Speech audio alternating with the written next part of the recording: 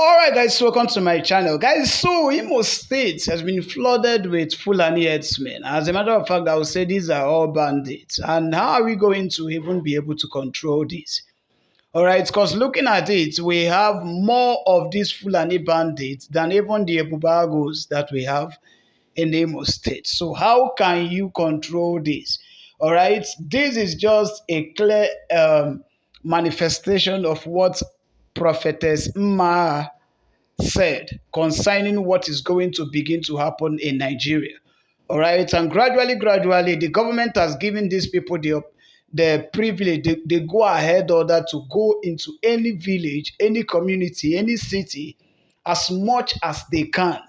All right, so we're just hoping that this whole thing doesn't escalate to, taking the life of others. And if you look over here, you will find out that while these young men they were passing, someone was standing by, all right, videoing them, and two of them came to the one videoing and was asking him, "Why are you videoing us?" Right? Please, if you are an Igbo man or you are Igbo girl, Igbo boy, please do us well to share this video.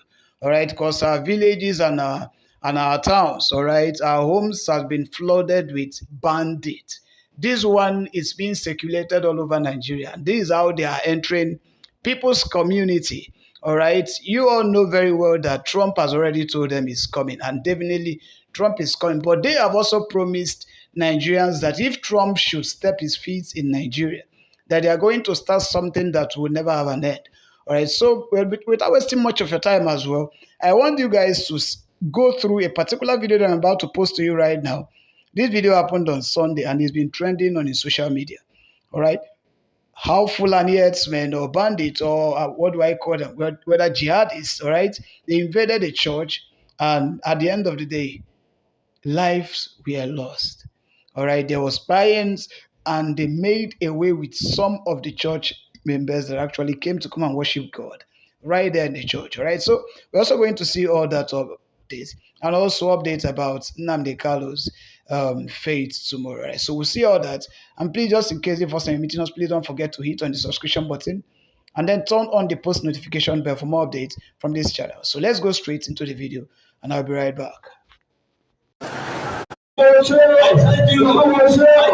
I do not know, man.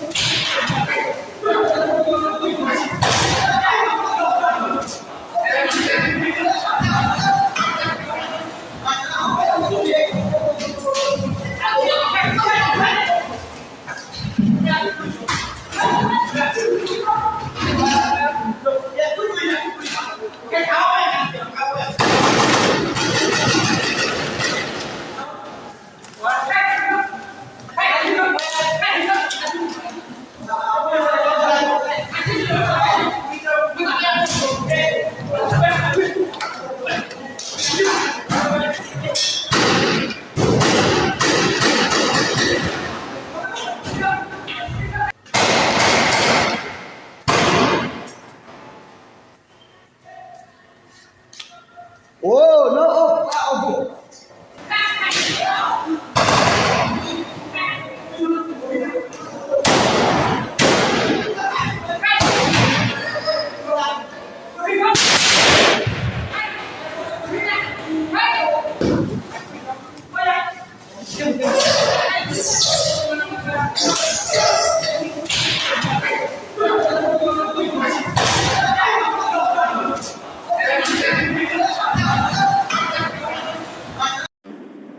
When Adam Soshimole was arrested, I was in the protest with what's the name? Chimoban. Late Chimoban. Late Chimoban. We were there in Lagos.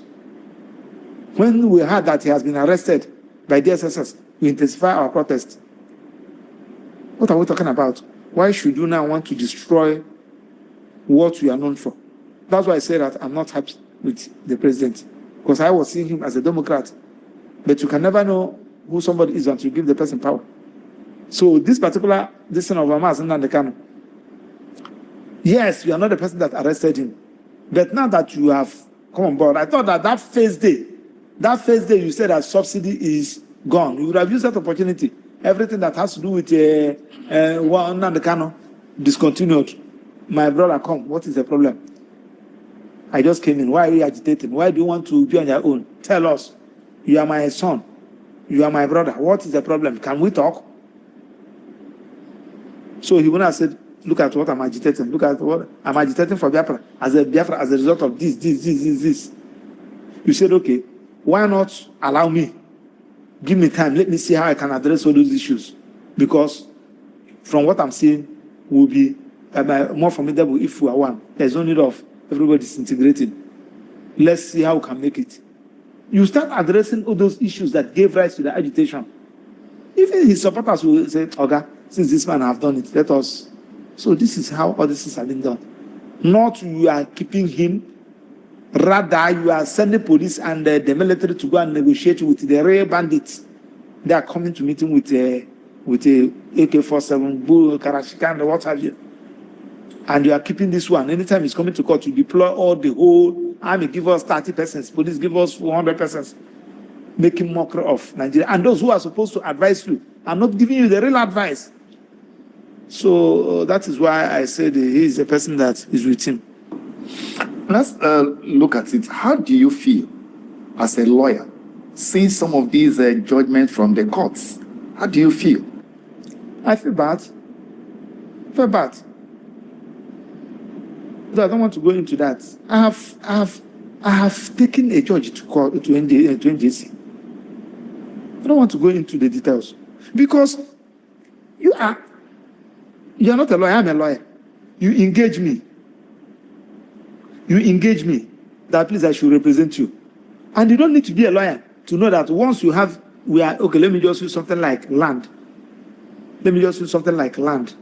And the court said anybody with his CFO, anybody with his this should be declared the owner of the land. And I have this. And anybody with this should not be declared. And the other person have this. Only for you to change it. Only for the judge to change it. You that is my client, what will you ask me? Because you don't need to be a lawyer for you have read it. That's one of the things Mazen Kalu is complaining. And that's one of the things that he made some of us that we should allow him to handle his case. Just like as I told you, my duty is in court. My duty first is to the court before my client. If I enter court as a lawyer, I'm a worshiper in the temple of justice. I don't know whether you know what I'm saying. Wow. And my Lord is the Lord who is the master of the court. So I'm a worshiper. So my client whom I'm representing, my own duty to him is secondary, while that of court is first. Or say something in terms of ruling. What I'm expected to do is as the court pleases. No matter how I grieve, I will say as the court pleases, my Lord, we thank you for the ruling. Then if you now want to go on appeal, you go on appeal. But you that is a lawyer, how can you see that judgment, that you know that it is wrong? You know that it is wrong. And your lawyer is thanking my Lord for that ruling. I don't know whether you know what I'm saying. Sure. you feel somehow. When we see a lot of things happening in court, you begin to ask yourself questions. My book on terrorism will come out by February. Now, in terrorism is a crime. Now, for you to prove the offense of terrorism, there must be A, B, C, D. And the law said if you have A, B, C, and there is no D, it will collapse. But in the situation whereby the law said A must be there, B must be there, you did not prove A that is there, B that is there. You now go to D, and the person you are trying, you said, no, my lord, you said this A must be there. And he said, don't worry, I will address A when I finish D. He said, no, my lord, the law said that you must do A, do B, do C before you get to D. So in that particular position, as a lawyer, I will say as the court pleases, and I will leave it at that. Even in pains. Even in pains. So you that is not a lawyer who is my client, you may not understand it. You may say, but I would have just tell me that is the issue. So you are asking why all these judgments pencil off. I'm not doing any other thing. This is my own Obeta market. This is my own Pachanja market. This is my own Use market. So when people begin to lose confidence in the judiciary, what will I be doing? I have a client, I think I told you this the other day. I have a client, he has 6 duplex there in Guarempa. People are living there. They are not paying. He said, Max, just eject everybody there. Tell me your price without court. Don't go to court. Use anything. He's living in Canada with the family. I said, no, there is nothing. He said, is it court? He said, yes, let them leave. Don't even bring. I pleaded. He said, no. If it is Nigerian court, forget about it. I said, okay, let me use my money now and be doing it. He said, if it's Nigerian court, forget about it. The wife now called. So there is no any other way you can do this thing. I said, there is no. He said, can't you use Ambanga? Can't you use a tout? Can't you use police, pay police money? I said, no. They were either saying, they say there is no judiciary in Nigeria. So that is the and if it continues like that, we are leading to the state of anarchy. I saw one who told the client, do you think that I'm going to court? I will do something that I will do here. Is there people that will come and take me to court, to police? A very big bad threat. Better leave. Left. So it's discouraging. It's not good. All right, let's go to the case you have against you instituted against the NMA. What's it? Association. What's it all about?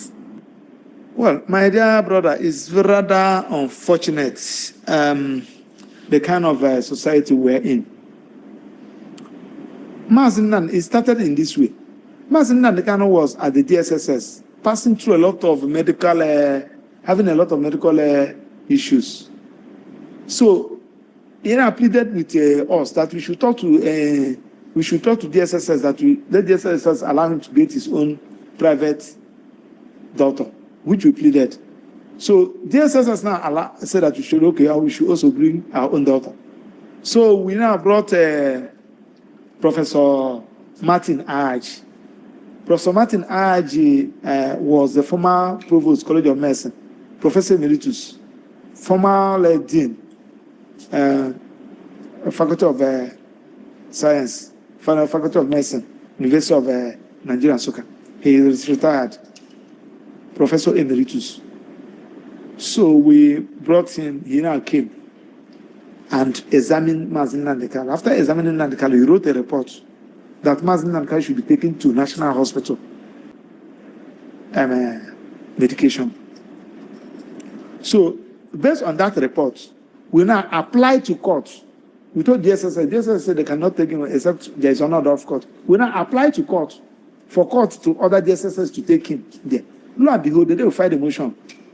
And the prosecution filed a counter affidavit, deposed by another medical doctor, the SSS medical doctor, countering all those things. Professor Haj said, Professor Haj take specimen of Mazin and the camp, run test, gone through the distance, and were able to examine what is disturbing this man and wrote. Now, you that has never examined Mazin and the camp, you never had any issue, any distance with him. You now write a counter affidavit, countering what Professor Haj said, saying that is a lie. I've never seen that kind of medical misconduct in my life. We petition the man to Nigerian Medical Council. Of course, in their way. I've written about 2 petitions there. They don't read the petition. They normally do collaborate. I can tell you this, speaking by experience.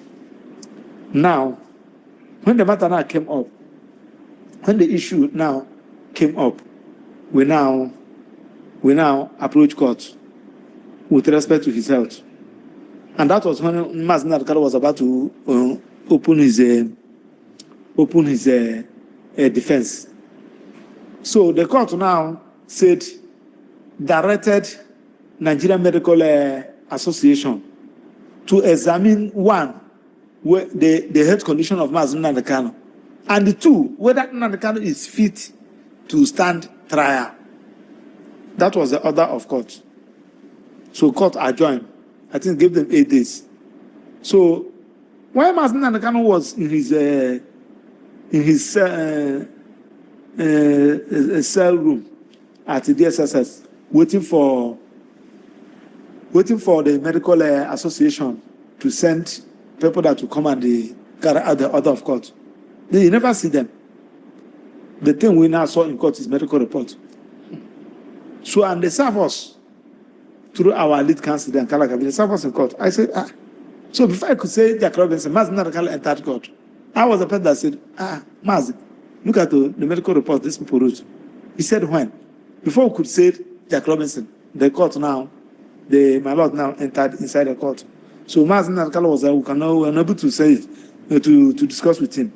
The prosecution now say, my lord, in line with court order, my lord, we have done the medical, look at the report. My lord adopted it. So it was after court when I asked Mazin Adkalo, I said nobody came to examine him. Where did they get the sample and the distance? They used to write this report. And in that report, they wrote a lot of things. We said what? Now, we now call them, we notify them. How do you people manage to come up with this report? And they did not do anything. They were making noise about it. To worsen the issue, the court ordered. The court made the order. The medical report came earlier before the order. I think that order was made, is that in the last week of September. I've forgotten the date the order was made. That was when the order was made, or 8th of October, thereabout. But the order, the report now came there a date that came before the order. I don't know whether you're getting what I'm saying. Now, does it mean that what actually happened? So I began to inquire, and the court also ordered that the chief medical director of National Hospital should be involved. They sidelined him. Then what happened? If you should ask me, I don't know what happened. But do you make any inference? Yes, I make inference. Inference I made is that these people must have collected money from federal government. They must have collected bribe and to behave in such a manner.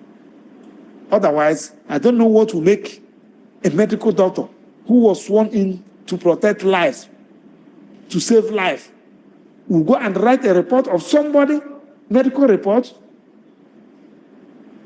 No psychology, no medical psychology into that thing.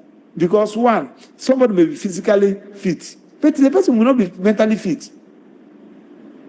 You need to examine the person very well. Somebody you may be seeing somebody talking, but you don't know that the person is having a lot of issues. You need to calm the person down. You need to work on his psyche, work on his mental before you will now ask him to enter trial. They wrote that report. And they said that from their own findings, he's free to face trial. He's free to face trial. Shame on Nigerian Medical Association. And I'm believing that up to now, Nigerian members of Nigerian Medical Association has not even moved a motion that those people, those their leaders should step aside. They don't know their left and right.